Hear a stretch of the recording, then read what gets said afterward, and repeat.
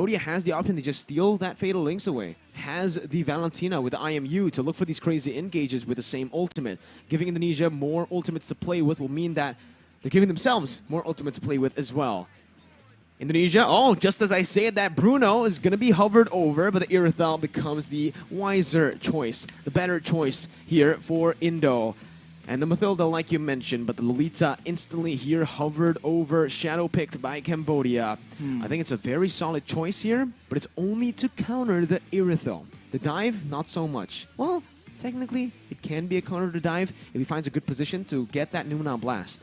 If they can get control using the Black Dragon form and Martis with the card control immunity, they can then use that control, that vision game, to set up for a huge, massive Numenon Blast. I think that's the idea Cambodia wants to go for, but against an equally aggressive composition from Indonesia.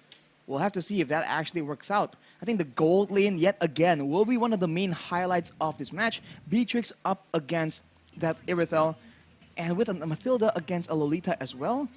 In that 2v2, Mirko, who do you think comes out on top? Mid lane? No, the gold lane. The gold lane duo. Let's say the duo, duo showdown actually comes through. Well, for the Irithel in this matchup up against the Beatrix, honestly, it comes down to, again, I do feel like it's a bit equal here in the gold lane, even in the duo gold lane here. But the Mathilda does have a bit more of an edge early on with the blooms, so that she can actually help his gold laner win the trades. But ladies and gentlemen, we're going to see if that actually happens here in game number 3. 1-1, the decider is here. Indonesia versus Cambodia for the grand finals of IESF. My side cuts on the Masha though. This is quite interesting. We have to see how oppressive exactly can he get with it.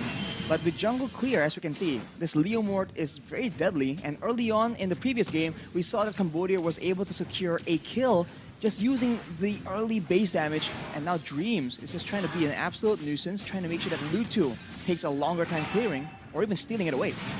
Yeah, but Lutu will still be able to clear it out. Has the Demon Slayer as well. You can see that the Leomord Taz is already invading the enemy jungle quite early on, trying to steal away some of the creeps here as Lutu has actually opted to go for the Lethal Wanderer. No mid-control for Indonesia. This might be risky, but Taz gets out in time, getting a level lead on Lutu right now, and proceeds to go over to his own jungle to full clear. In the early game, it's never big moments for the most part, right? I think it comes down to the smaller exchanges, the small goal differences, and now they're just going aggressively, but ooh, very scary because Dreams was in the wings. And again, it's just a very balanced contest of wave clear and ganking potential, and neither team has had a lead just yet. Both teams are still playing it a bit passively, right? Both roamers are rotating across the map as well. Not much action on the map in the first minute. Very different from the last game where we saw action instantly, almost right as the game started for both Cambodia and Indonesia. But knowing the stakes right now for Game 3, knowing that one of them are going to lower brackets later on to face either Philippines or Malaysia, they're going to have to play a little bit safer here. Turtle going to be started up. T looking for that opening right now as Lutu is there. That's going to be the Shadow Steed, Phantom Steed. He brings him back. Lutu losing out of the Retribution battle will still be able to survive. That's a Petrify onto Dreams with a Furious Dive as well to pick up first blood. The Turtle for the kill traded in. And this is where I have to ask you, Arashi, who takes that? Who got the better trade? I think for now, especially since in the mid lane, there's a bit more aggression. Cambodia definitely has a bit of an edge. They get the shielding from the Turtle, and they go aggressively yet again. Indonesia now needs to be very, very careful. They have tools to protect their carries, but if they let Cambodia gain too much momentum, that is a very dangerous mid-game that they are looking at right now. Especially, as we mentioned, if the Lolita can set up, if T can make those plays happen, that is definitely something that Indonesia wants to avoid in order for them to be able to shut down OP in this bottom side. Brands was taken out, so now it really leans in favor of the Cambodians. Well, Deja's going to be caught as well, though, in the real-world manipulation. Instantly taken down as well with the damage coming in from Taz on that Phantom Steed. It's 1-2 on the scoreboard. Again, that neutral objective did go to the hands of Indonesia as they're looking to use this Phantom Steed towards that top side. Taz has to be careful. Will be able to steal it for a bit, but just decides to back off. Again, both teams, knowing the stakes, will choose to play it a bit more passively here in the third game. Indonesia has not been having a lot of time to shut down OP. They're moving right now, but you can see that the pressure game is much, much different. Cambodia is actually matching Indonesia in the wave clear department, and that means that Indonesia cannot outmaneuver, at least not as much, the members of the Cambodian side, at least for now.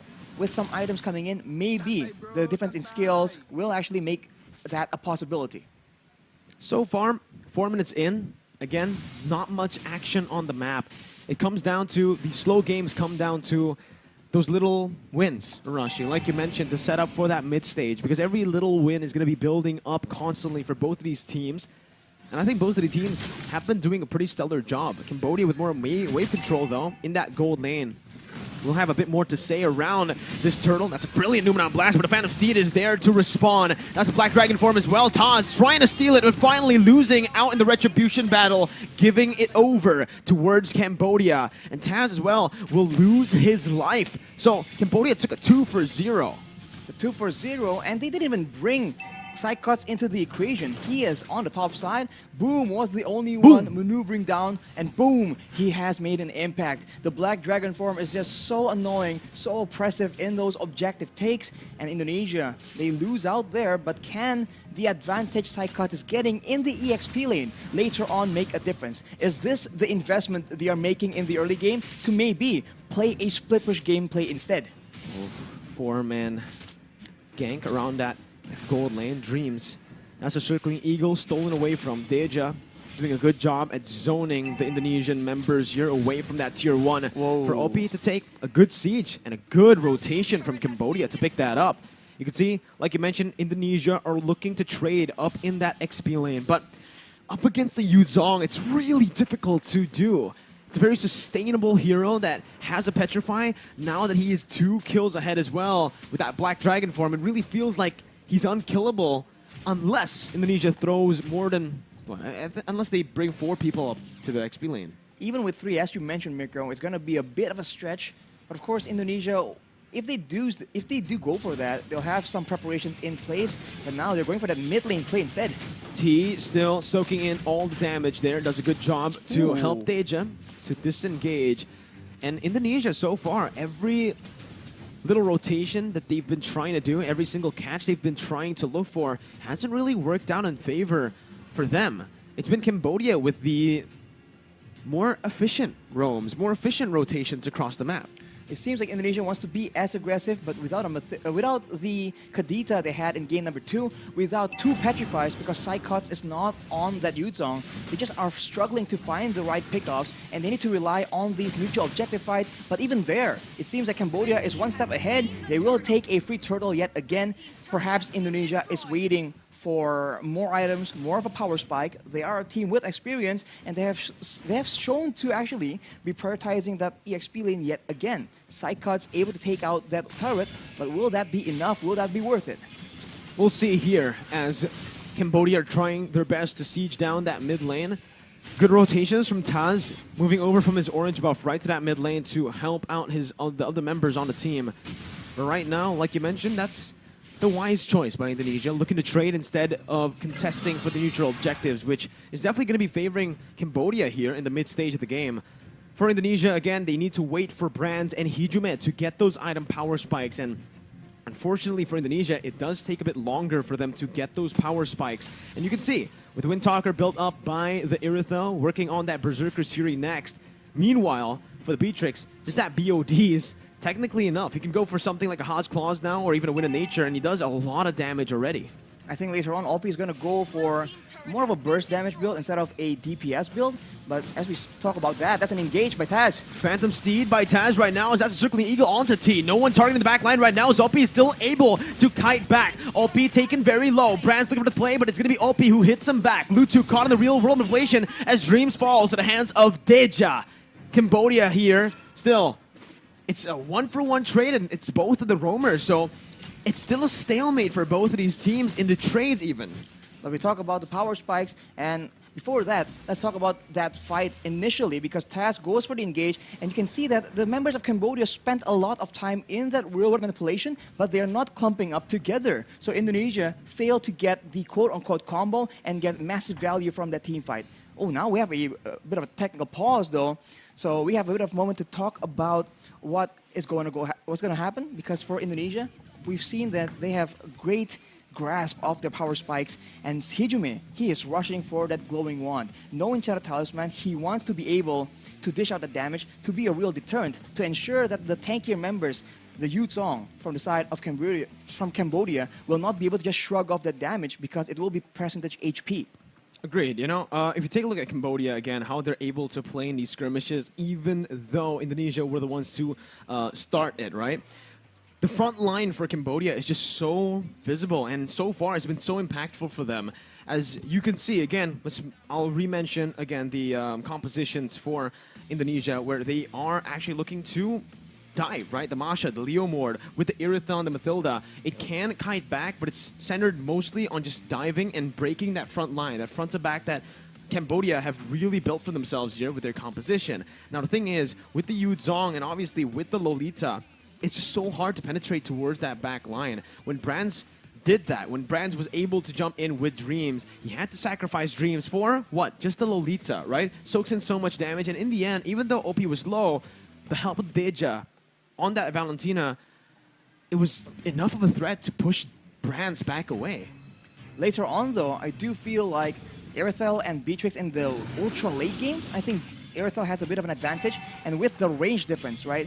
Of course, Deja can match it with the IMU, but for the most part, Hijime will also be able to actually do a lot more poke damage and pressure Cambodia into unfavorable exchanges. The Masha as well later on will be much, much tankier, much more so compared to Boom, and maybe excel in the 1v1 as well. So I think the later the game goes, the more options Indonesia have to actually play around with, provided that they don't let Cambodia just pull away from them as far as gold difference is concerned.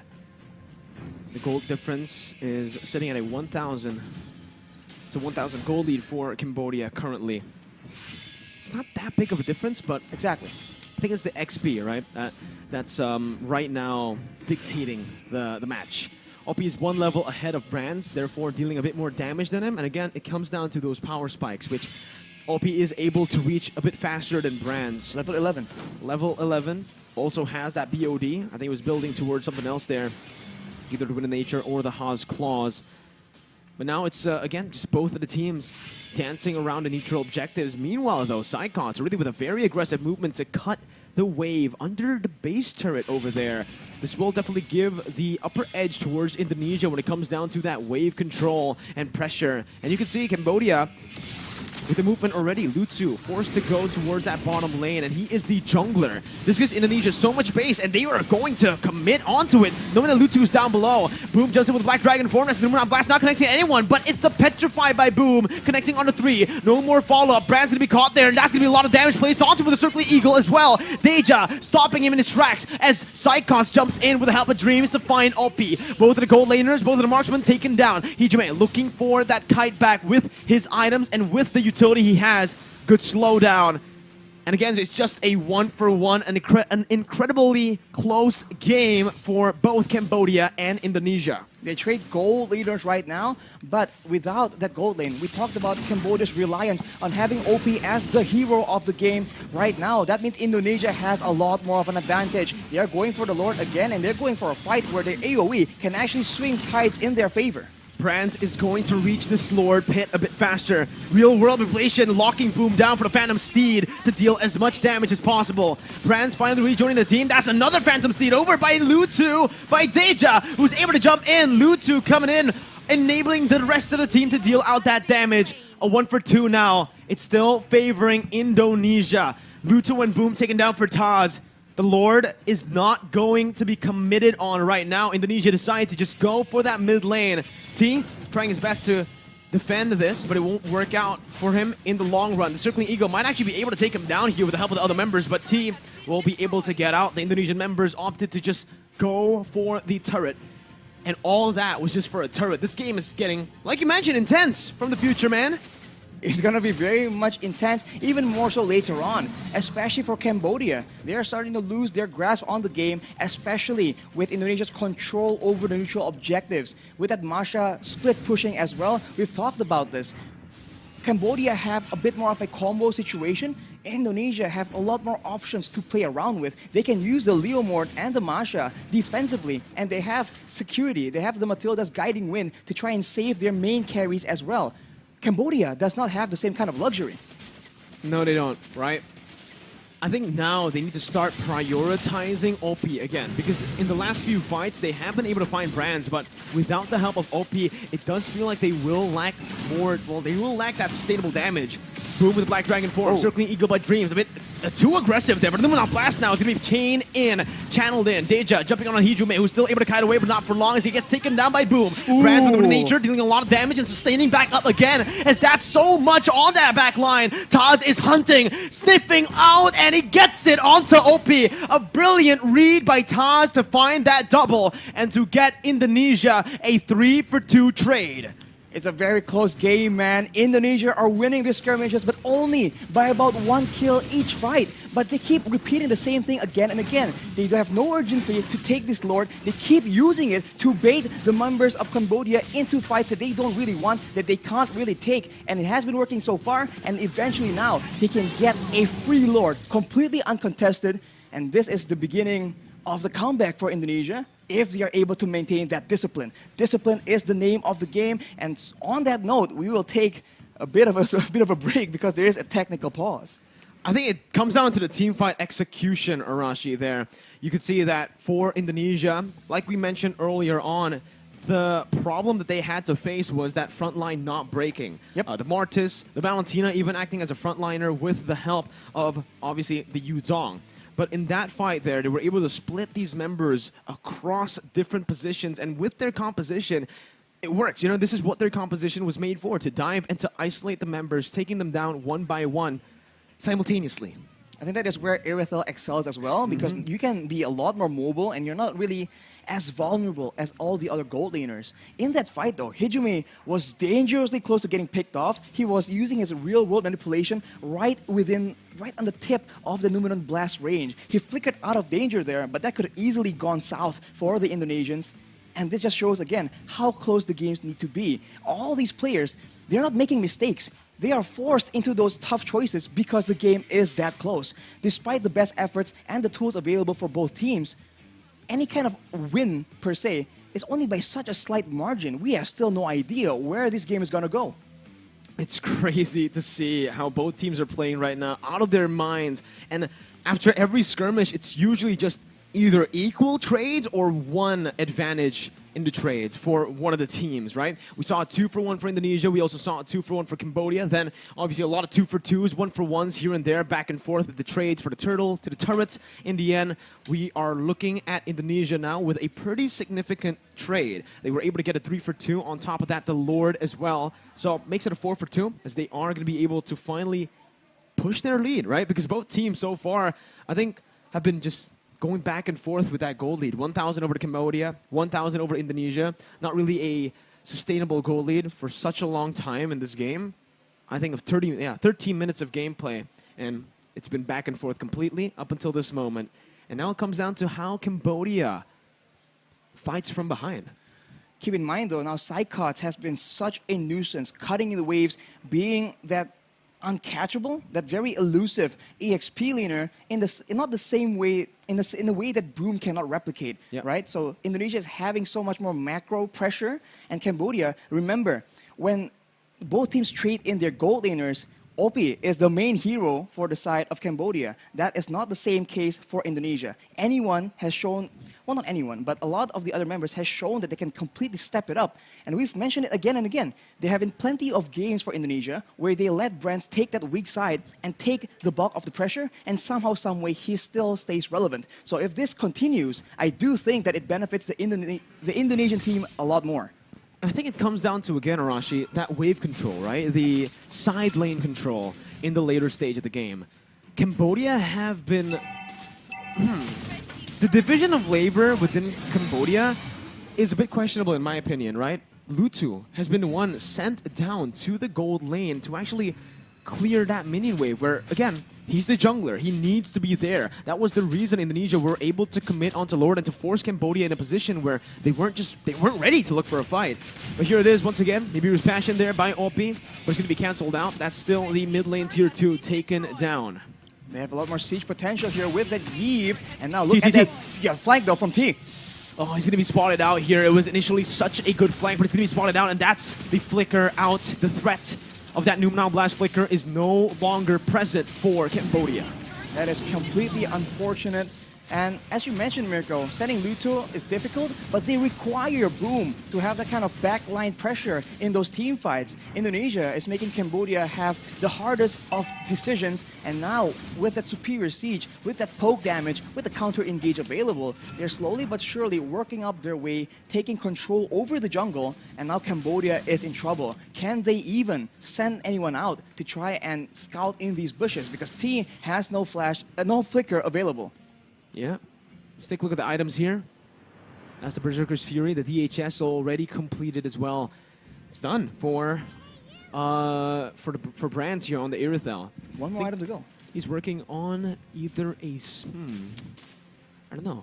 Does he want to get a Scarlet Phantom here? I feel like, you know, Has Claws? as late as this... I'm thinking... I feel like Has Claws would be better because how Irithel works out, but maybe he has something else in mind. Hijime, of course, I'll have my eyes on the Yve with a Divine Glaive, though. You're biased towards Yve, Rashi. I mean, it is what it is. He has penetration now, and that is a lot of AoE, especially if Indonesia is using these lords to actually bait Cambodia into a fight. The Psychots. Oh, Psychots losing a whole lot of HP. Oppi with a brilliant win of nature there. Baits out that Thunderclap. Now it's the engage once again by Dream. Circling Eagle over to Oppi, but it's a very good knock-up over from Boom. A kill over to Brands as well. Indonesia caught in the midst, now having to back off. Hijime getting the shield down with real-world inflation, but Lutu comes in to follow it up. It's a blunder from Indonesia. 3 members falling, and this might be it for Cambodia. That was the moment they were looking for to turn the tides and to get the goal lead back in their hands. 20 seconds for Brands to be back onto the map.